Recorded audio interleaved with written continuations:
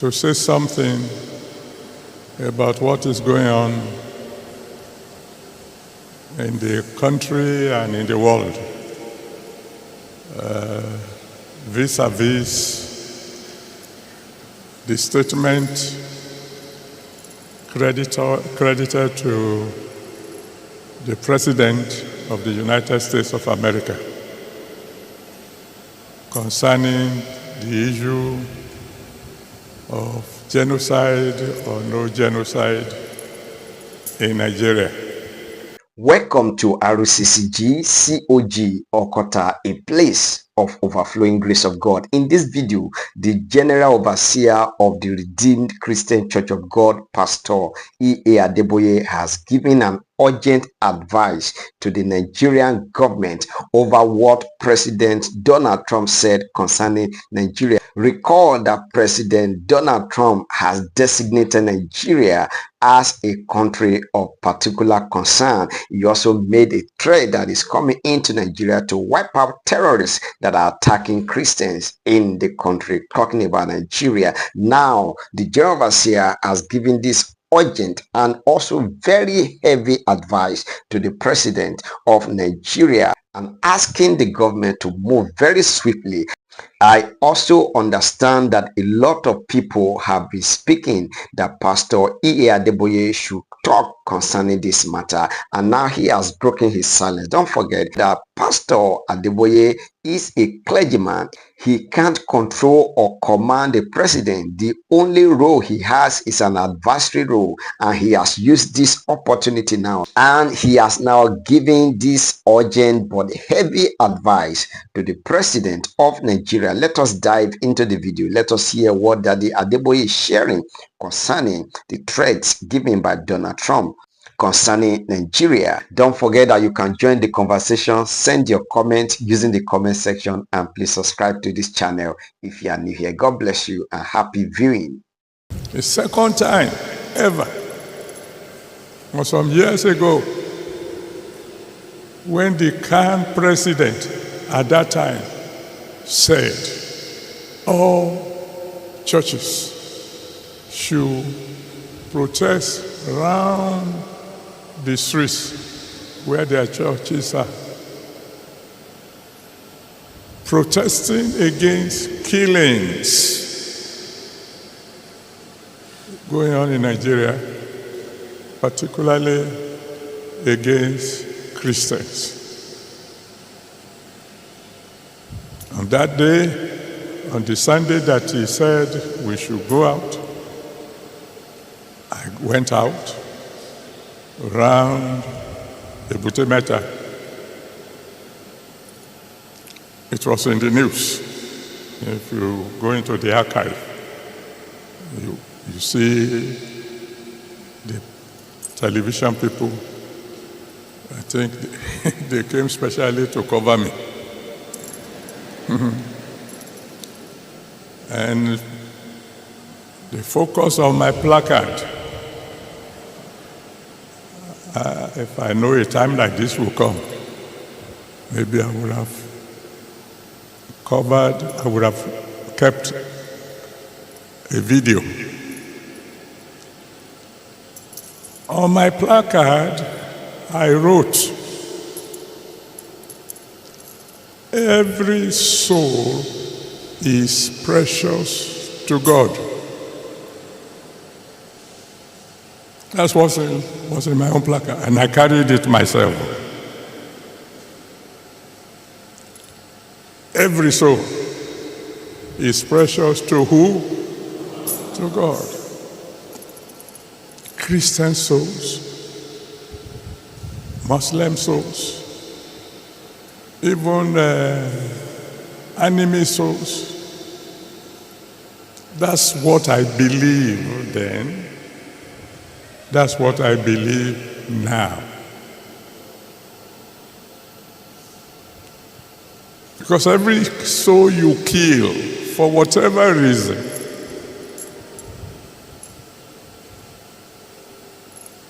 you are robbing God, the one who created every soul for his pleasure.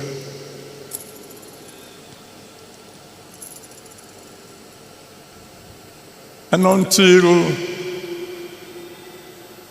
the president of Cannes says something about the issue that is going on, I will not be talking. What do you mean you will not be talking? I mean, I won't be talking to the people outside. There's nothing wrong in me talking to my own children.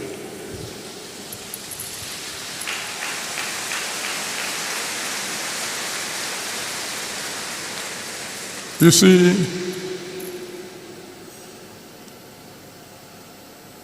there was a time in Nigeria when Christians and Muslims were living together in harmony. Is that correct? In my family, my elder sister was married to a Muslim. My father was a Christian, my mother was a Christian, but one of my sisters was married to a Muslim. The name in Yoruba, I don't know how they call it in the real Muslim something. His name was Adiatu. And so in my family, up to today, I have cousins whose name is Rasak. I have people who call Musili, whatever they call it, in the correct something, and so on and so forth. And we live together in peace. We live together in harmony. When it was Christmas, we do it together. When it's Ileya, oh.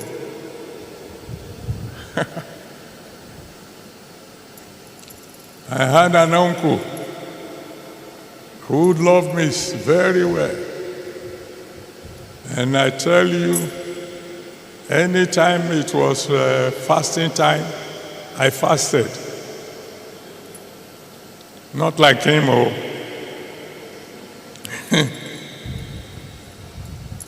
I fasted in that I didn't eat dinner.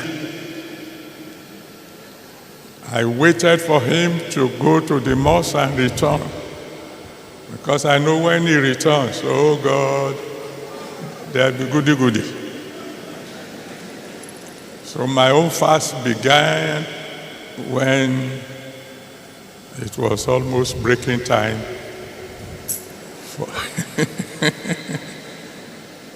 And I'm telling you, that man loved me like nobody else, even though my name is Enoch.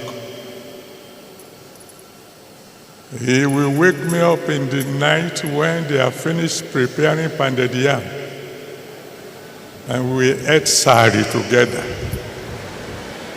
That didn't stop me from breakfast when going to school.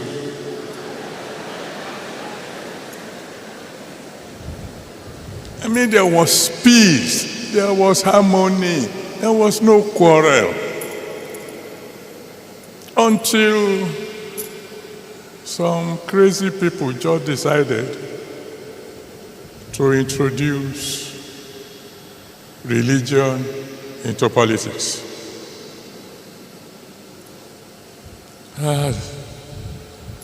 That's when everything went wrong. Now, you say, what about what is on the ground? Well, I'm talking to you, my children. In my own usual, quiet way, I had related to all the presidents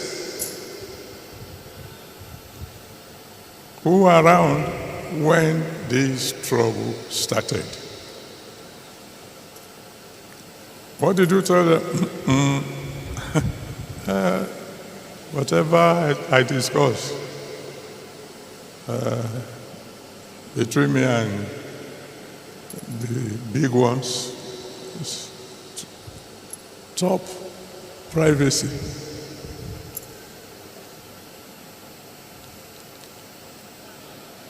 I have done my best, quietly, behind the scene. But as I've always told you, you can only advise the commander-in-chief. You can't command him. Because if you command the commander-in-chief, then you become the commander of the commander-in-chief. That doesn't make sense. But I've tried. And God is my witness.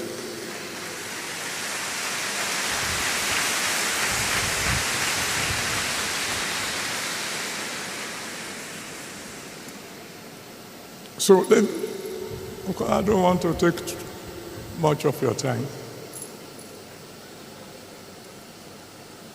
What should we do now?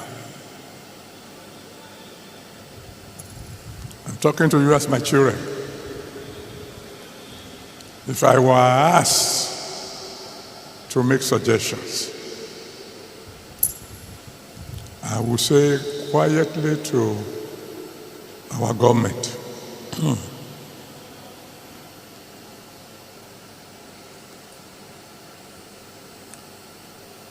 move fast.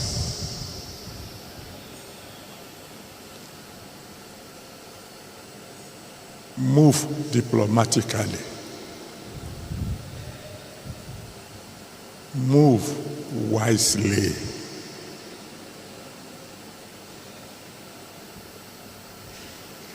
Find a way to convince the President of America to please delay his actions for about 100 days.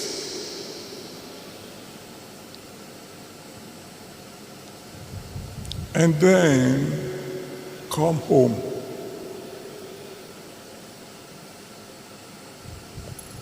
and tell our security chiefs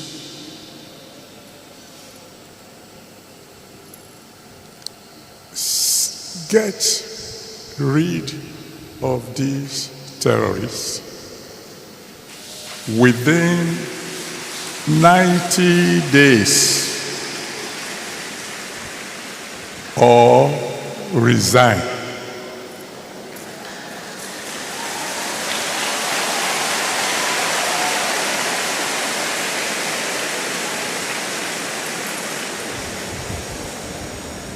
Now that, I'm sure, will sound familiar to those of you who have been following situation in Nigeria. There was a president, unfortunately, he's dead now, that's Buhari, who issued such an order. Some of you will remember. Who called the service chief together and said, I give you 3 months.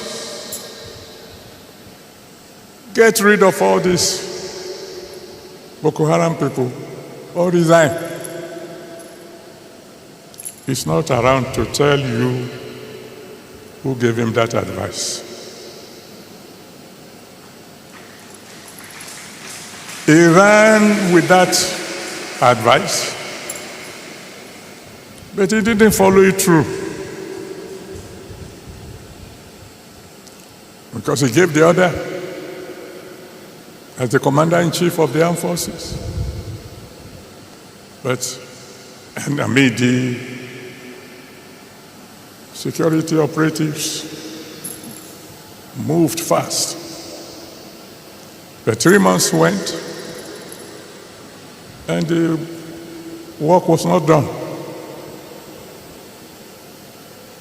So I went to see him. It was in the news, so this time somehow the press got to know that I visited him. Of course, they were not there when we talked. And unfortunately, like I said, he's not alive now. Or else I would have asked you to go and ask him. Sir, why didn't you follow through? Because when 3 months passed and the work wasn't done, why didn't you proceed with your, are we going to call it threat?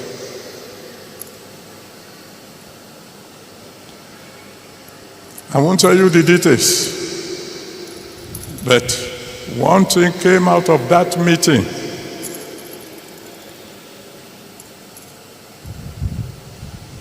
Which would lead me to my next advice to our government. In case there's any of you who can get across to them.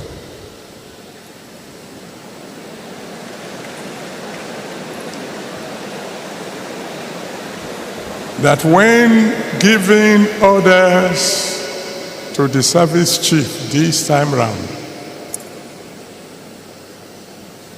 we should make it clear to them that they are not only to eliminate the terrorists,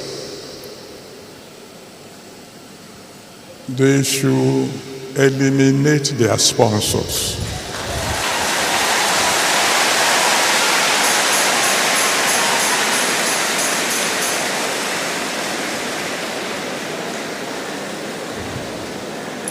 No matter how influential they may be.